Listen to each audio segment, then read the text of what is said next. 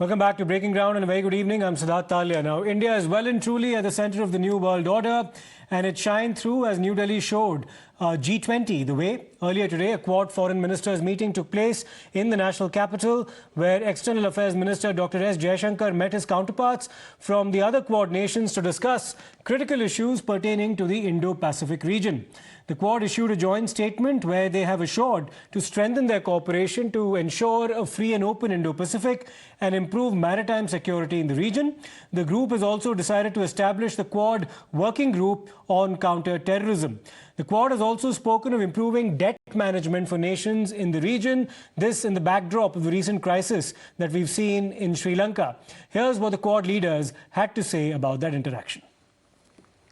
Quad is working in 2023, partly, as I said, because we have greater strategic clarity.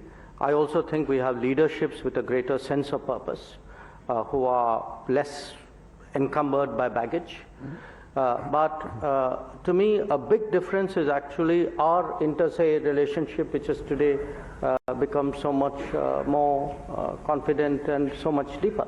For us, the future is so much in the Indo-Pacific. Our engagement throughout the region, both through the Quad and in other ways, is as comprehensive and as deep as any time I can remember. This is not directly for the security, but through those cooperation and including four of us, and then to the Blue Pacific areas like Pacific Island countries and ASEAN and also South Asia.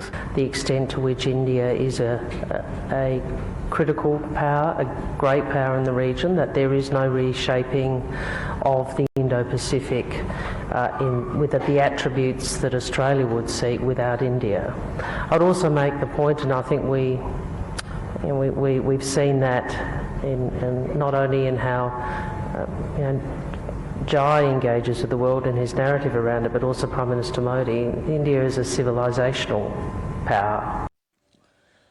Now, this meeting also comes just a day after the G20 foreign ministers meeting in the national capital, where major global issues had been discussed with a focus on the Ukraine war and its effects on the global world order as well, an issue that also figured in the India-Italy bilateral that took place yesterday as well. The Italian Prime Minister also hailed the Modi government's diplomacy. Here's what the Prime Minister had to say after that particular meeting. Ukraine संघर्ष के शुरुआत से ही भारत ने यह स्पष्ट किया है कि इस विवाद को केवल डायलॉग और डिप्लोमेसी के जरिए ही सुलझाया जा सकता है और भारत किसी भी शांति प्रक्रिया में योगदान देने के लिए पूर्ण रूप से तैयार है.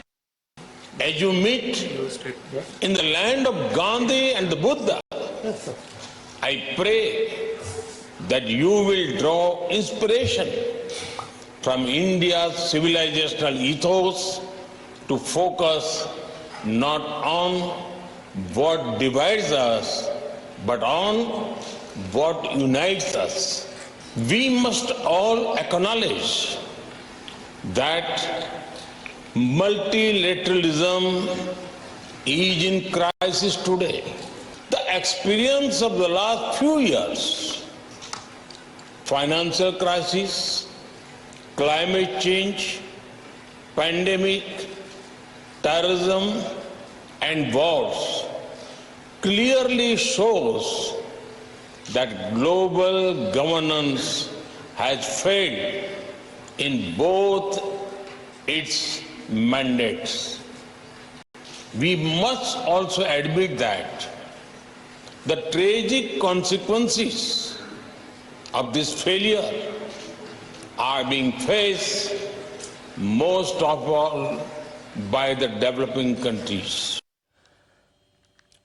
Well, we're currently joined by Mr. Brahmacharani, strategic affairs expert. Mr. Chalani, thank you for speaking to Times Now. So what's your assessment of the evolution of the Quad, and has it actually emerged in both spirit as well as implementation on the ground as an effective counterweight to China, which is what many believe its purpose has been? The answer is no. The reason is that for a decade, it was lying dormant until President Trump, in his very first year in office, revived the Quad, and he tried to make it a key mechanism for security in the Indo-Pacific. But under President Biden, the Quad has increasingly taken on global issues, from climate change to resilient supply chains to green shipping, etc. The Quad is a small group, a group of just 4 countries. It's in no position to deal with universal challenges like global warming. But the fact that President Biden has been pursuing a more conciliatory approach toward China has compelled his administration to put the Quad's Indo-Pacific security agenda on the back burner and to emphasize global issues. So that really has turned the Quad into more of a talk shop than an initiative that can make a difference on the ground. So, Mr. Chelani, how do you see this evolving going forward? Because if the Biden administration, as you say, has adopted a conciliatory approach and the Quad lacks the teeth that it was actually supposed to have, how does India respond to this kind of a situation within the Quad? What are our options? Well, India is being realistic. India has never relied on the Quad. India knows from the Chinese border aggression since April 2020, the aggression has been ongoing for more than 34 months, that India is on its own. India is on its own with regard to China. Also in the maritime domain, India is seeking to shore up its naval capabilities because it knows that when push comes to shove, India will have to look after its own defense. The Quad is an essential mechanism for India in terms of underscoring the fact that India is seeking greater strategic collaboration with the other leading democracies of the Indo-Pacific. The Quad will survive President Biden, and maybe in the future, the Quad might acquire real teeth. But India's membership in the Quad does help India's foreign policy in terms of building closer cooperation with the major democracies of the Indo-Pacific. And speaking specifically, Mr. Chelani, over the entire G20 discussions that also took place yesterday, Mr. Jaishankar, during the course of the press conference, was being repeatedly asked about some of the points of divergence on Ukraine, which failed to actually, therefore, deliver some kind of a consensus with respect to Ukraine during the G20 meeting. Was that more or less along expected lines? And did some perhaps try to overestimate the impact that India could possibly have in arriving at a certain consensus or delivering a certain consensus? The G20 is the world's main economic forum. Its focus should be on economic and financial issues. It has no role to play in security issues. Yet, since the war in Ukraine began, the G7 countries have used the G20 platform to hammer Russia. They have sought to use the G20 to condemn the Russian aggression against Ukraine. And we saw that, how in the Bali process, Indonesia was hosting the G20 last year, so it had a series of G20 meetings. Yes. And from none of those meetings, including the summit, did a joint statement emerge, even though the G20 is a consensual-based body. It works by consensus. So if any country or a group of countries hold up the consensus, there can be no joint communique of any kind. So we saw that in Bangalore first when the finance ministers met of the G20, and then again we saw that in New Delhi when the foreign ministers of the G20 met. Okay, Mr. Chelani, I just need to interrupt you for a moment because the Chinese have now responded to that meeting between the foreign ministers of the 4 Quad countries, and China has condemned the meeting, saying it's not right to form such exclusive cliques. In fact, this is something that it has said earlier as well with respect not just to the formation of the Quad, but the multiple meetings under the aegis of the Quad that have been held. Let's listen to what the Chinese have to say. 我们一贯认为，国家间开展合作应当顺应和平与发展的时代潮流，不应该搞排他封闭的小圈子。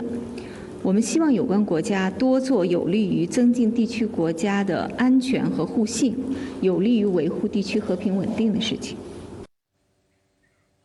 Well, let me take this across to Mr. Maruf Raza as well, consulting editor with Times Network. Mr. Raza, how do you see this Chinese reaction? It's more or less along expected lines. This is something that they've said earlier as well.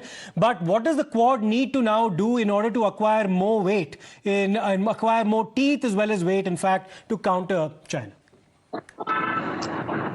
See, the only people who are appearing to be in a state of denial officially are the 4 Quad countries and their leaders, who continue to insist that Quad has no role to play in a military strategic contest against China, when we all know even the relatively ill-informed person on foreign affairs will tell you that all these 4 countries have very clear anti-China posturings. United States at the lead, India being the only Quad country that has a physical boundary issue problem with China.